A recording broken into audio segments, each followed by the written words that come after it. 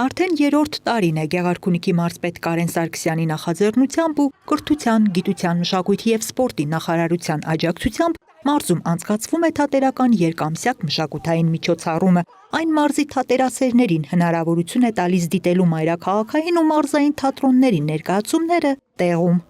Մեծ աշխուժություն է տիրում այդ ժամանակահատվածում մարզում, մասնակցում են տարբեր բնակավայրերից եւ տարբեր բնակավարներից եւ փոքրեր եւ մեծեր։ 2 տարի շարունակ մասնակցել են մոտ 3000 հանդիսատես է մասնակցել, բայց այս տարի հույս ունենք, որ ավելի շատ կմասնակցեն։ Տեղական թատերական կազմը ոչ պակաս գեղեցիկ ներկայացումներ է մատուցում մեր հանդիսատեսին, սակայն սա ավելի բազմազանություն է մտցնում քաղաքի մշակութային կյանքում եւ շատ հաճելի է ոչ միայն մայրաքաղաքային թատրոնի ներկայացուցչությունը մեր տարածաշրջանում, այլև տարբեր այլ տարածաշրջանների թատերական խմբերի ներկայությունը։ Տարօրինակ է։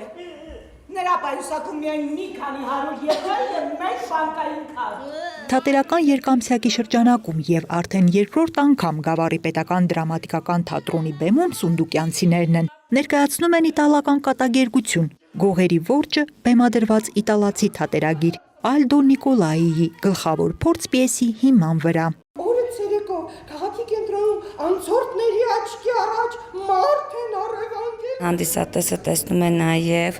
այլ թատրոնի դերասաններին, ինչպես նաև ռեժիսորների մտածողությանը, որովհետև շատ տարբեր են լինում ներկայացումները ու շատ կարևոր է այս այցերը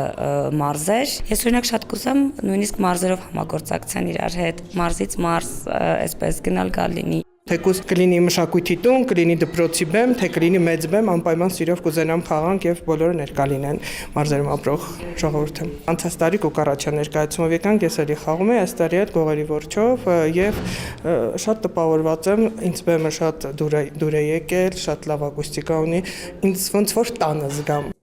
Զվարճալի եւ անսպասելի շրջադարձով կատակերգությունն ու դերասաններին Գավառցի հանդիսատեսը ջերմությամբ է ընդունում, անհամբեր սպասելով թատերական երկամսյակի հաջորդ ներկայացումներին։ Անահիտ Կարյան, Սարգիս Ալավերդյան, լուրերի համար։